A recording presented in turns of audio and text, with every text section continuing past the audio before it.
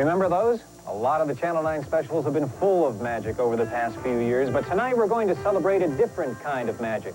Almost anything's possible on television now, but 40 years ago, just getting a picture was considered magic. Now, this radio studio may seem like a strange place to start, but this is where it all began. WDJO was WCPO radio, 1230 on your AM dial. See, WCPO began as the radio voice of the Cincinnati Post back in 1935. That's what CPO means, Cincinnati Post Organization. And here's some other things you may not know. When WCPO was first on the air, we were Channel 7, and we were affiliated with the ABC Broadcasting Network. And when you see this car with the #1 license plate, you know it's being driven by the man who started it all. He doesn't move as fast as he used to. His office is just a reminder of who he was. An innovator, a firebrand. He was one of the greats. Mort Waters is the beginning of Channel 9. I remember the day well. July 26, 1949. We're about to officially put Channel 7, WCPO TV, on the air.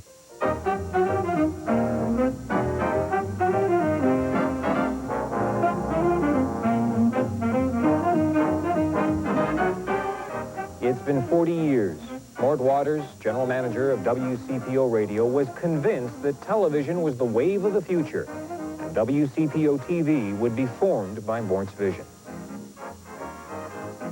Most stations, like KRC and LW, would only go on for an hour or so a day. They go on from 2 to 3 in the afternoon and sign off and come back on again at maybe 7 o'clock at night for an hour or two, and then that's it. They said, no, it's got to be just like radio. Whenever you go to that thing and turn it on, something's got to be happening, even if it's just a guy reading the phone book.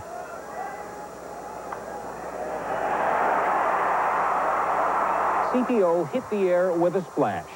The first night, Cincinnati watched the Reds-Braves game live from Crosley Field. But Mort's first success story was a show that aired a few hours before. It was radio on television. And when the records played, it was pantomime time.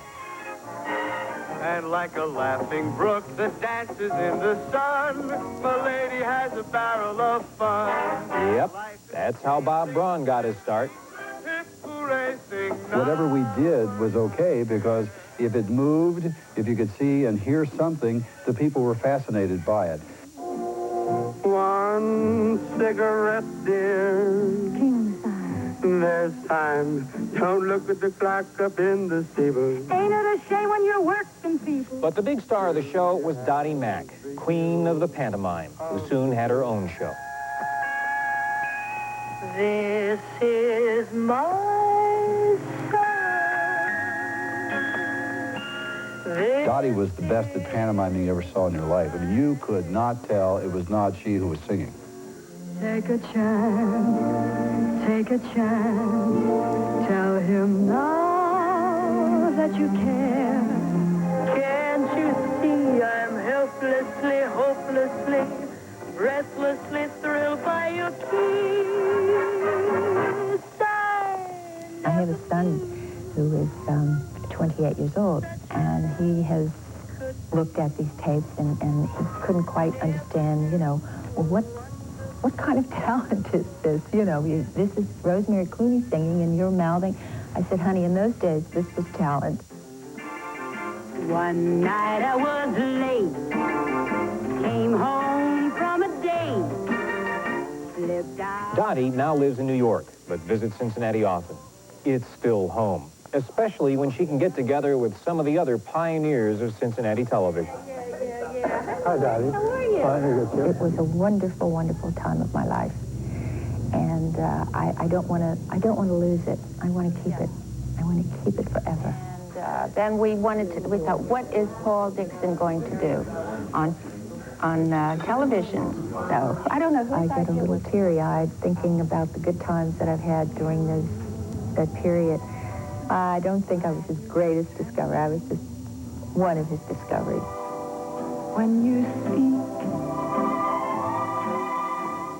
Another of Mort's discoveries was Ramona Burnett, whose 5-minute weather show was a Cincinnati favorite. I think I would prefer our Furnace City Yuma, Arizona, where lucky humans bask in 86-degree sunshine. Now, But in 1958, Ramona's assistant, Paula Jane Schultz, took over. But it should be across the Mississippi Valley region by early tomorrow and then begin to dissipate there. But Paula predicts ran 4 years before Paula Jane moved to another WCPO show. Remember this? Romper, bumper, stomper, do. Tell me if it's true. And then I would look in my magic mirror and I would see little Michelle and Richard and, oh, you haven't been minding your mother today, Bernie. And Joe, pay attention to what you're doing. Think how cloudy the sky was yesterday when we came out, Mort, and now look at it. Well, Paula left television to become Mrs. Mort Waters. Now they spend their time enjoying a slower pace. Mort's weekly trips to the station keep him in touch with his past, and his memoirs will make sure that Cincinnati television history will live forever.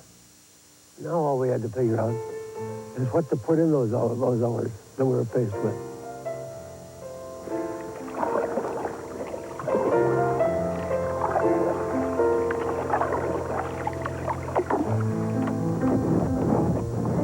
It's a very different kind of life than it used to be. It's quiet, more relaxed, no schedules, no deadlines. Out here, it's just Al and Wanda. Weeks before WCPO TV went on the air, Mort hired Al Lewis's art director and to fill an hour each day with songs from his nightclub act. Wanda joined the Paul Dixon Show, pantomiming songs with Dottie Mack and Bob Braun. Soon, Al began a morning show, The Corner Drugstore, and quite by accident, history was made. One day, the kids were standing in the studio door. So I, in desperation, called them in. I knelt down, and I started showing them how the accordion works. And I said, here's how a polka sounds. Bup, bup, bup, bup. And one kid started hopping up and down. That's how the show started. The next day, they came back, and Mother started calling on how to get kids on this kid show. What kid show? It was not preconceived. It just happened like a miracle. Good morning, boys and girls. Hi, it's Uncle Al. Are we going to have fun today on the farm? Don't go away because we're going to sing and dance and have all the things to do. See you in a second. Ouch!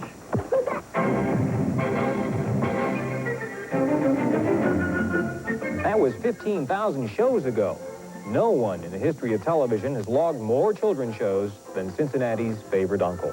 Put your right hand in and make your right hand out. You push your right hand. Everybody sing a dance. Shake all the back. Not only did I really like kids, but I found that I had an ability to kneel down and talk to them on their level, eye to eye with them.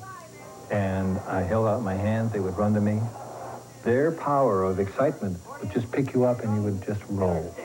Now, you kids at home now, get your spoons together or clap your hands. Do anything you like or jump up and down, but let's all play. Here we go. Nothing lasted longer than 3 minutes because you could sense you were losing their attention. So boom, let's switch the tempo, let's run across the studio and get in the streetcar or build a building or something like that. We never let them get bored. I'll blow my magic horn and we'll look up into the sky. And maybe we see Captain Windy up so very high.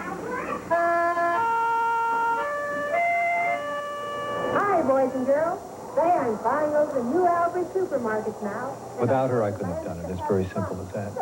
Being my wife, it was easier for her to work with. What she contributed to the show was very, very much important. And I think there were many times that children related more to her than they did to me because I couldn't fly.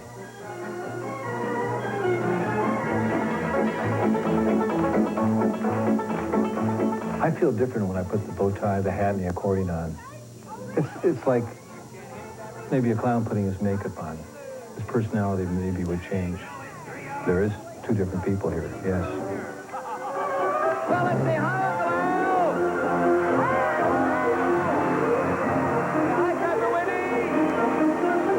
The reception today is even greater than I think when we were on the air because now the audience has grown up. They remember those times.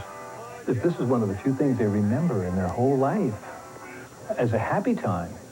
Getting on the Uncle Al show and becoming a part of it that they watched at home stuck in their minds. Okay, march real fast. Come on, swing your arms. Oh, la, la, la, la, la, la, la, la. still enjoy sharing a song with the next generation, but the best performances are the ones we don't get to see. After being the city's best babysitter for 35 years, they are now the command performance favorite for their grandchildren. If you're happy and you know it, clap your hands. If you're happy and you know it, clap your hands. Ow! If you're happy... The grandchildren fill a great void, and we have a good time. I don't want grandfather. I like Uncle Al, and that's what they use. My, oh my, what a wonderful day. Plenty of sunshine, heading my way. Zippity-doo-dah, zippity-day, Mr. Blue. I don't want to grow up. We're all a child in our souls, in our hearts. I always want to be Uncle Al somewhere, someplace, somehow.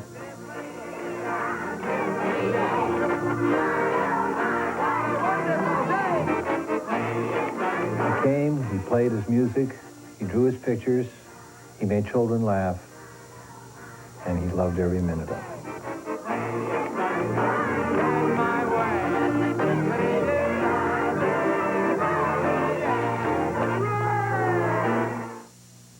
You may not believe what I'm about to tell you, such as... It was live. I think meant much more than being on tape or anything. They just said, look at that little red light, and when that goes on, start singing, or when the band gives the introduction, start singing, you know. I had no idea that this is the beginning of something, you know, big. Bob Shreve, the fourth stooge. He spent many years at WCPO, even started his movie host antics here. That was produced at our first TV studio in Walnut Hills. You know, in those days, getting on the air was easy compared to what came next. What do you put on the air? When most people think of Channel 9, they think of news, but we've had quite a history of entertainment, too. Just take a look at these people and shows and see how many you remember.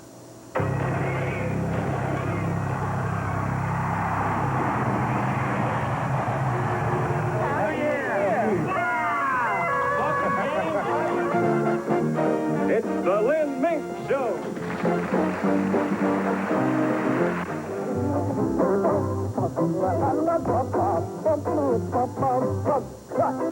Yeah, they're all here at TV Dance Party, coming your way from the Coca-Cola Bottling Works Auditorium. Boy, they're here too, I'll tell you. Let's see, we have them from Simon Kenton, do we, huh?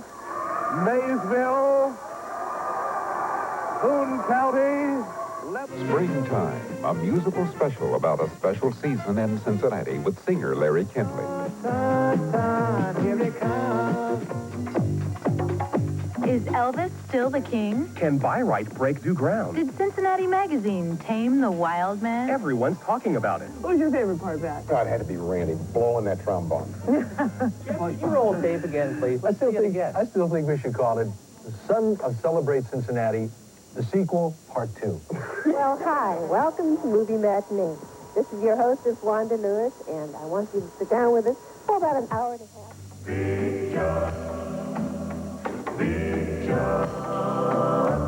Big Bad John. King of the Hot Pants Lovers, Nick Clement! Good, stand up there. Come in.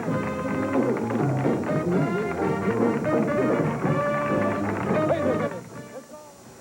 Karen, you have a right to be represented by an attorney. You want to exercise that right? No, sir. For 8 years, Judge Paul Trevor presided over the most visible court in Cincinnati. Approximately a year later, as the Robinsons were returning from a family outing, another car struck their car in the rear. This collision For 24 years, Professor Sam Wilson has presided over the classroom courts at the University of Cincinnati. Well, wouldn't the approximate cause of that accident be the negligence of the driver who rammed the Robinsons' car from the rear? Well, Your Honor, It's been 6 years since Sam retired from Channel 9's juvenile court, and although most of his students no longer remember his time on the bench, he still remembers those days fondly. In the interest of exploring a vital social issue, WCPO TV presents Juvenile Court. It was one of the first of its kind, a concept we now take for granted. The cases were taken from the files of Cincinnati Juvenile Court. The actors were local school children, community theater actors, and parents. It just blew up. I mean, I didn't even know what I was doing until it was done. But I'm glad I did it, because you deserved every bit of it. Maybe I'm not the only one who needs a little knocking around. Shame on you. So you're not sorry for it? You think she deserved it? Yes. I wouldn't want to be a real judge. Nice thing about being a television judge is that nobody really goes to jail. Being a play judge is much more fun. You know what a lawyer is, Davy? Yeah. What? He's some guy who comes in and helps you out and, defends you when you get in trouble. And they never knew what questions I was going to ask. So the thing came off amazingly, at least amazing to me, as to how realistic it really was. You weren't aware of what was happening? No, I was at work, Your Honor, and they used my tools, and this bomb could have exploded in my own garage. It could have burnt my own house down. And, John, this is the last prank that you'll ever do in your life. Then never do that. I had one interesting experience one time when I went to, I pulled out my credit card and it said Samuel S. Wilson on it, and the fella says, well, you're not Samuel S. Wilson, you're Judge Paul Trevor. And I had to pull out my driver's license to show him who I really was. The guy was really firmly convinced that Judge Paul Trevor lived. Responsibility. Now, most people don't have any trouble understanding that you can take a piece of property and divide it physically. Sam's performing days are over. He's happy to play judge for his university law classes, but the sign on his desk will forever stand as a reminder of his place in Cincinnati television history. I don't have that many students left who remember Judge Trevor from television. It's more common they'll come in and see this sign that says Judge Paul Trevor, and they'll say, who was he? So I guess that's what happens to fame.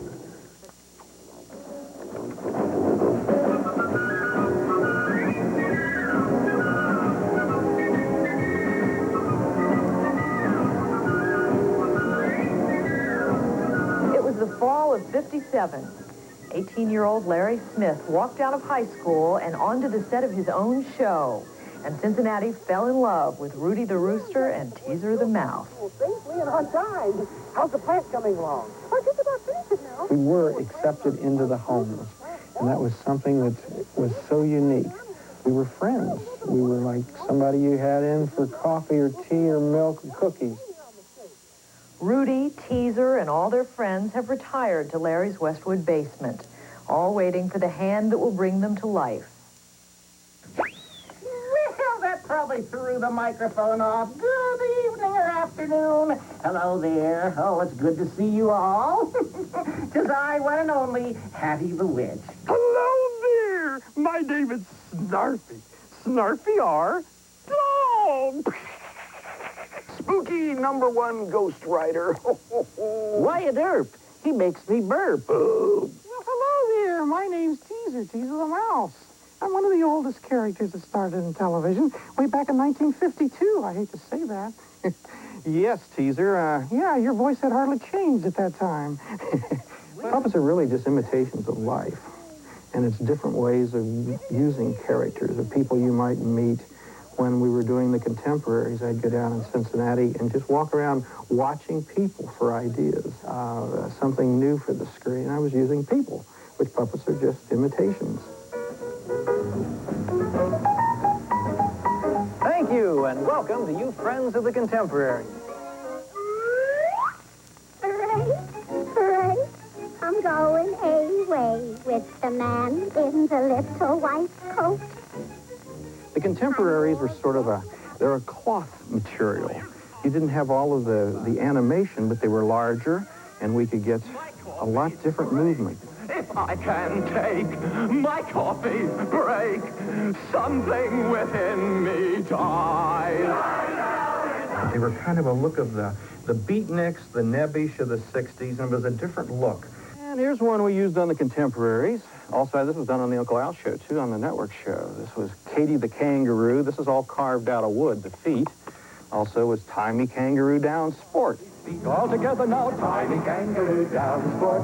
Tie me kangaroo down. Tie me kangaroo down, sport. Tie me kangaroo down. Keep me cockatoo, cool curl. They've been his entire life, creations of plastic, cloth, and wood that have become Larry's family, Cincinnati's friends. Larry still spends a lot of time in the workshop. It's a labor of love to repair the aging, to create a new generation, and, along with partner Don Glanzer, to plan shows for their new audience. He's got his hat, his Batman cap, and that's not all. See the cape? Oh, yes, you can see the cape. What's underneath that bat cape, Snarfy? Well, let me show you. Well, take it off. Let's see. Oh, he's got his special Batman T-shirt. Open it up. Let's see. There. It's almost like being in television again. Almost every week, the Larry Smith puppets come back to life. But this time, the children of 30 years ago bring their children to visit old friends. Oh, for heaven's sakes. You startled me. I tell you what, somebody just said I didn't comb my hair today. Is that true? Well, I do, too. I comb it every day. Every day I do. Mm-hmm. With an egg beater. Oh, hair, yes. The young children, they still like puppets. They still enjoy puppets, although I think the adults get a bigger kick out of it than the kids do. That they're remembering, reliving their childhood.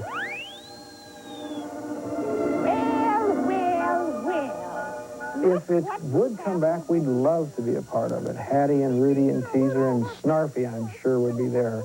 He'd be running the show to get it started. This is Larry Smith thanking you for watching our show today. And we hope that you will be joining us next week at the same time for the Rudy and Teaser Show. Goodbye, everybody. See you all next week. For some employees at CG&E, whether it's a range, a washer, or perhaps a refrigerator, well, Norge welcomes comparison. I remember one night I was doing a commercial. It was a 2-minute commercial, a live one. I got in there and I said a couple of words backwards, and it started me laughing. I laughed for 2 minutes.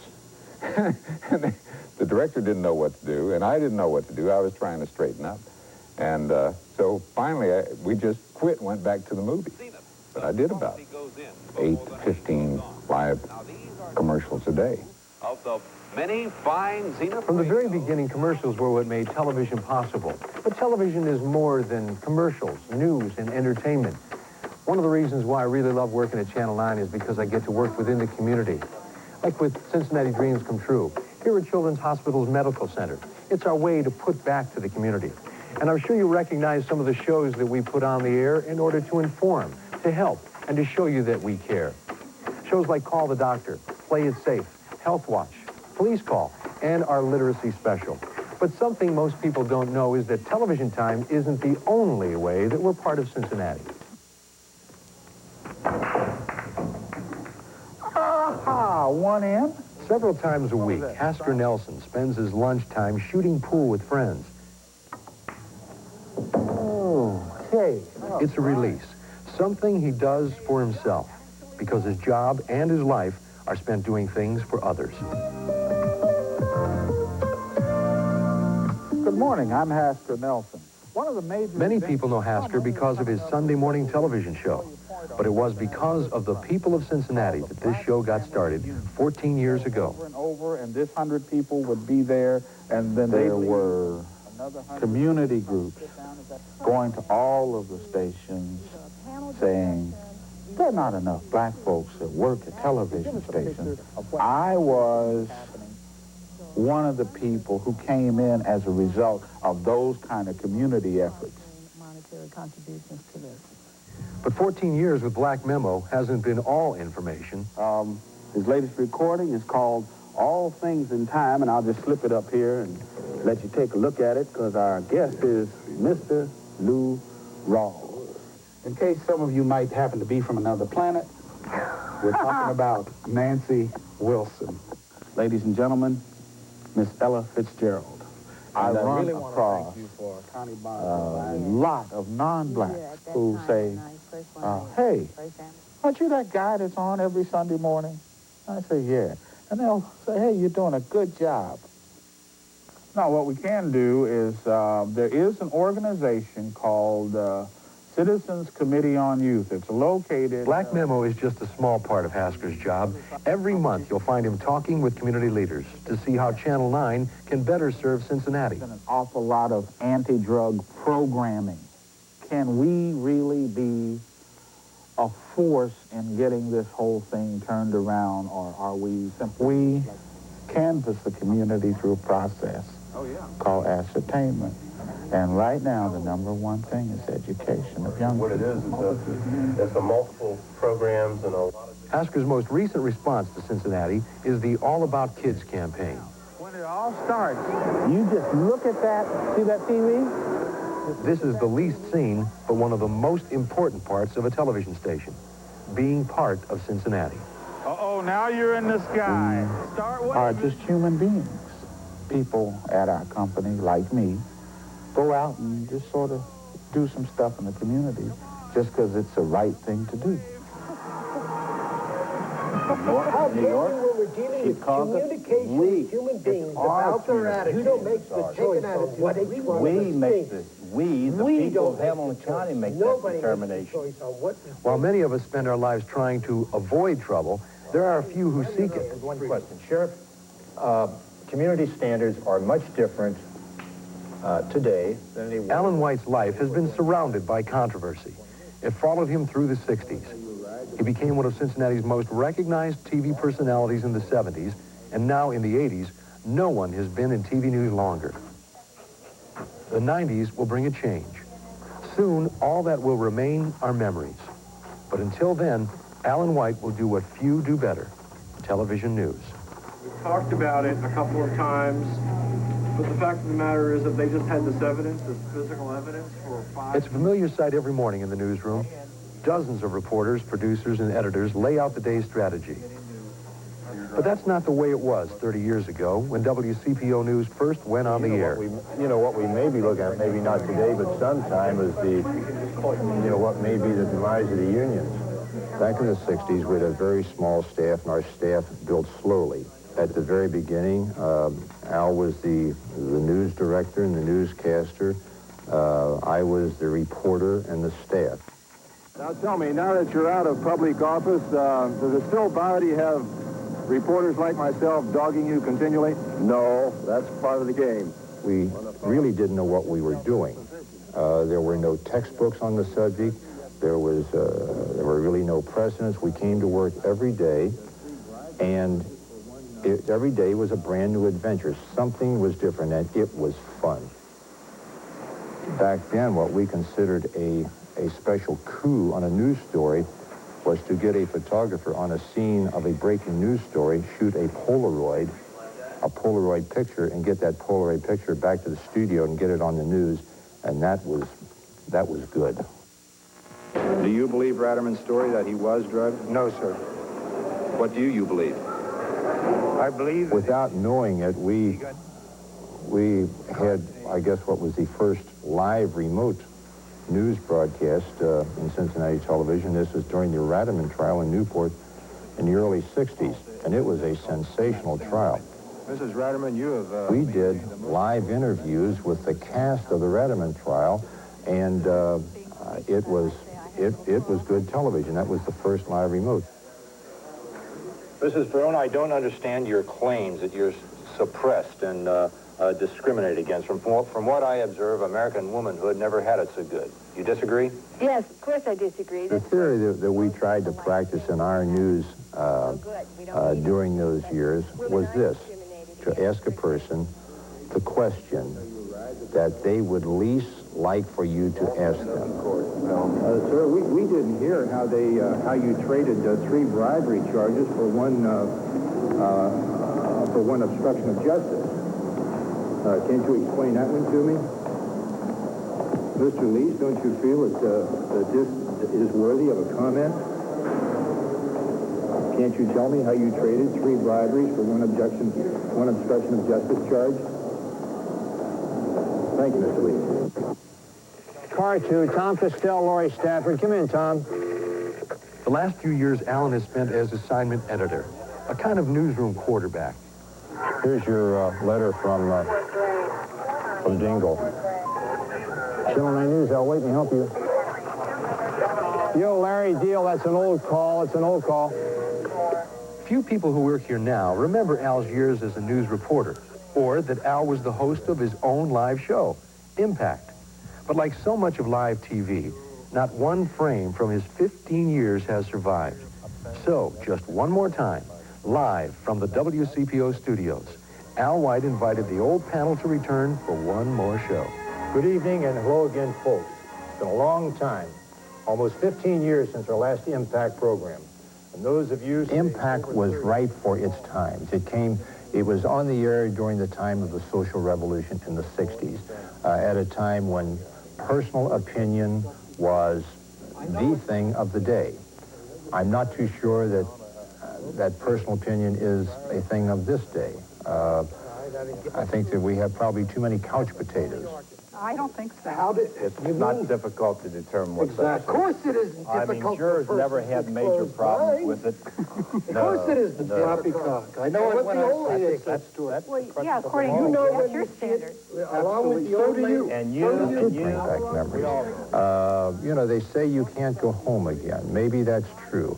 But by golly, it's good to visit. Talking about the old lady from the Duke. So now, after 30 years, more than 700 Impact shows, more than 9,000 newscasts, Al is changing careers. Okay, let's go up. Oh. Next month, he'll begin working as a professional grandfather. There are swings to push, basketballs to shoot, and a world without deadlines to enjoy. And so after pioneering television news from the beginning, Alan White will get his news with the rest of us. I think that I've lived through probably one of the most interesting and envious television news careers that anyone can have. I've been in the news business 41 years. And so now it's time for somebody else to do it.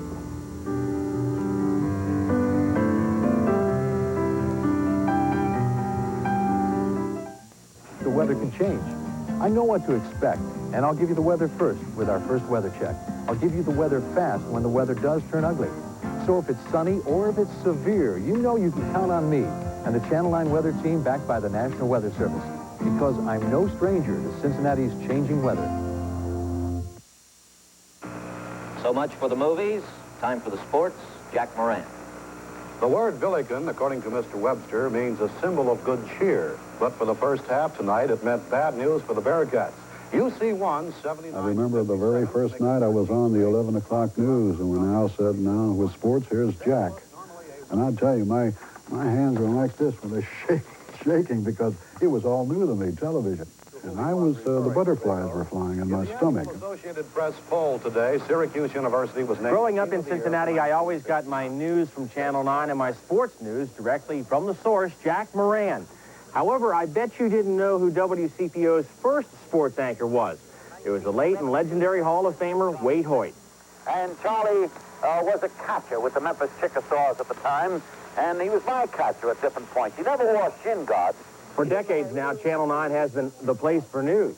Remember the 7 o'clock news? Bar of soap, plunked down 15 cents for a towel, walked into the bathhouse, and had a hot shower. How about the 7 o'clock report?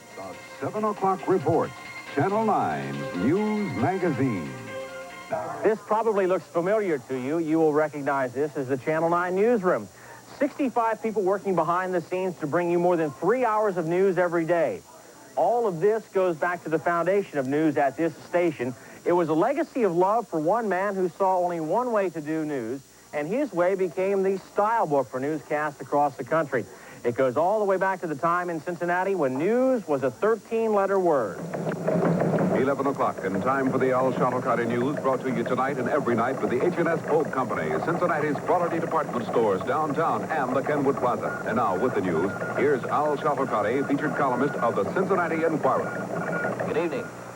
Cincinnati's Neil McElroy and the elaborate coming-out party of Henry Ford's 1959. Al Shuttlecotty accepts Mort Waters' offer to build a news department.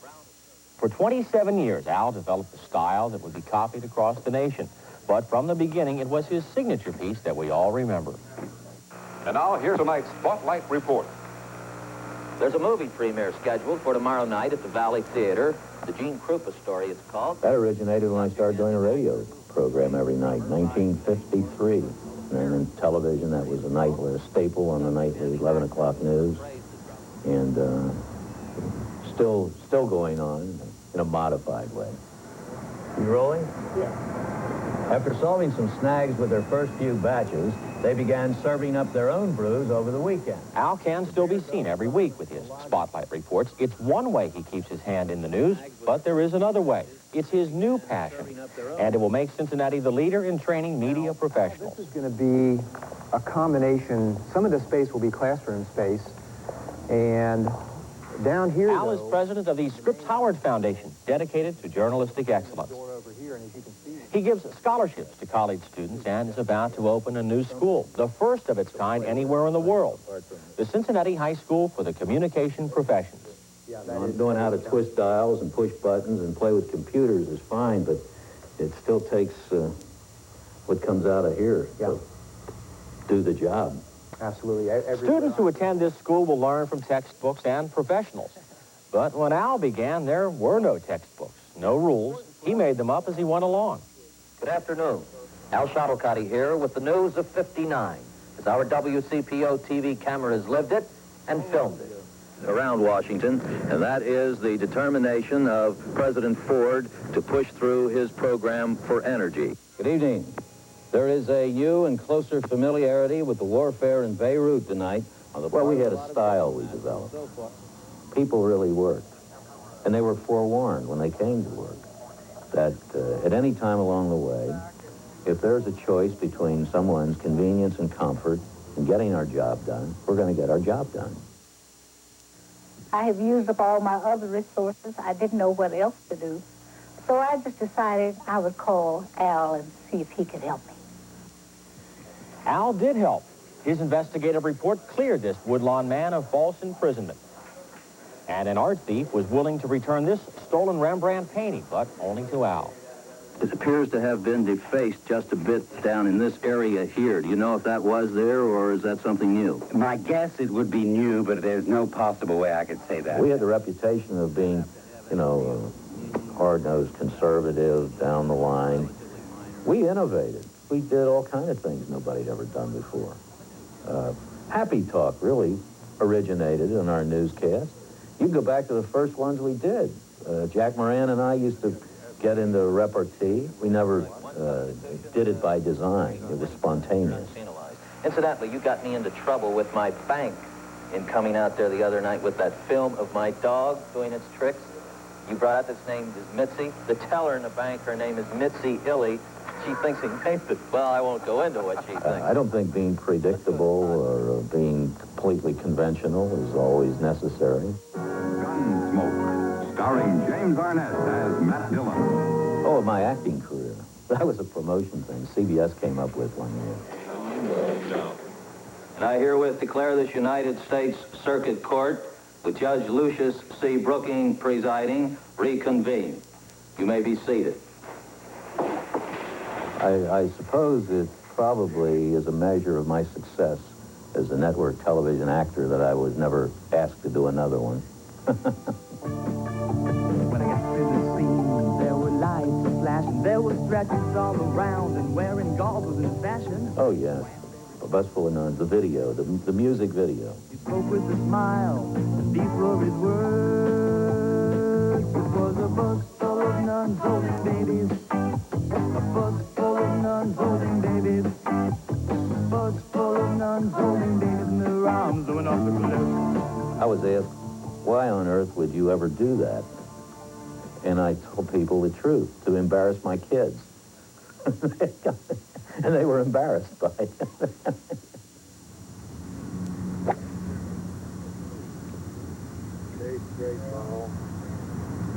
Now Al has time to relax, to look back at the accomplishments of an incredible career. But there is one day that stands out more than all the others. October 15th, 1980. The news report that you're getting here is coming from a parking lot just north of the station, and also is originating from our transmitter in Walnut Hills. Our station downtown is literally shut down. It is not operating At 2 o'clock in the morning, James Hoskins took reporter Elaine Green and several others hostage in the Channel 9 newsroom. Her interview at gunpoint is still frightening 9 years later. I shot her. She's dead. How can we help you now? You can't. I'm dead, man. It's like going back in time. I still get a queasy feeling in my stomach, and it's still very frightening. We learned in San Francisco, this is a hustle. You learn to use disability to buy weapons. You grow dope to buy weapons. People are arming. Everybody's arming. And in the process... It was actually charming. A little bit flirtatious. Smiled a lot and was very, very nice and accommodating. There's one place in the interview that I think really, though, is revealing. It's when someone came into the room, and that's when he lifted his gun and said, come on in. And he said it about 3 times. And then if you watch his eyes, they go from a kind of a twinkle to kind of a cold stare. We need people like, come on in, come on in. Well, It's okay. Nobody's getting hurt. Just come on in. Well, hey, come on in. You better come on in. Come in, please. Come on in. It's too late now. Grab your seat over there. Sit down. Park it over here so we keep everybody together. Even when I see that now, it sends a chill down my spine. I don't intend to hurt anybody, so don't be, I know when that interview was going on, you'll see the microphone doesn't shake. And I thought, even though I'm afraid of you, you're not going to make me look that way. So I took my hand and propped the microphone and held it. And I think, I'm calm on the outside, but I certainly wasn't so calm on the inside. On this tape, is there any other point you wanted to make? I can't think of any point I want to make, except give me a place where the police can come and get me. We're going to shoot it out. And you people can leave. Hoskins did free his hostages and barricaded himself in the station. Al was with the police when they found that Hoskins had murdered his girlfriend. Hours later, Al followed the SWAT team into the station, and the siege was over as quickly as it began. I've sat in this desk, stood in this position many a time, but never under the circumstances, never dreaming under the circumstances that exist at this moment. The man who had barricaded himself in here 12 hours ago for 2 hours, holding 9 of our employees hostage, has ended his own life, and this siege has come to a conclusion. For her outstanding interview at gunpoint, Elaine Green was awarded the Peabody, the most prestigious award in television.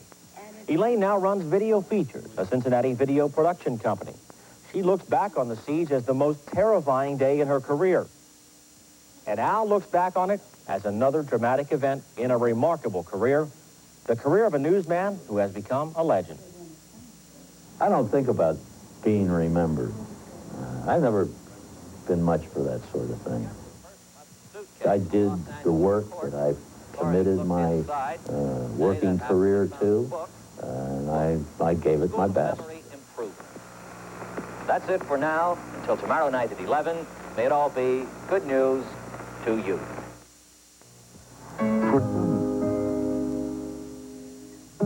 When television began, there was no videotape. Over the years, most of Cincinnati television history has been lost or destroyed. Very little has survived. So when the Historical Society opens their special broadcast exhibit at Union Terminal next year, we will donate copies of all our film and video so that you can watch them whenever you want, and so that they'll live forever. It's a fascinating history, and looking over all these videotapes, there's something that we came to realize. The magic of the past 40 years is far more than special effects. It has to do with the special relationship between Cincinnati and WCPO. For 4 decades, we've shared a lot together.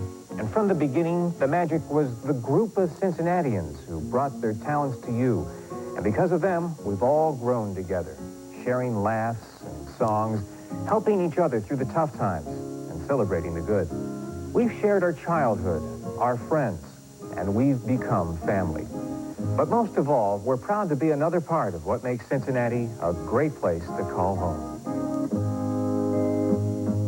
There are places I remember all my life, though some have changed, some forever, not for better. Some are gone, and some remain.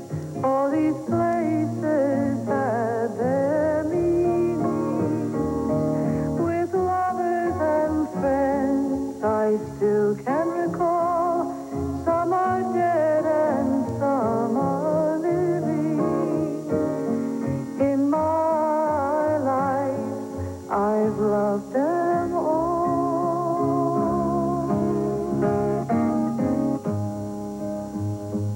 But of all these friends and lovers, there is no one compares with you, and these memories lose their meaning when I think of love as something new.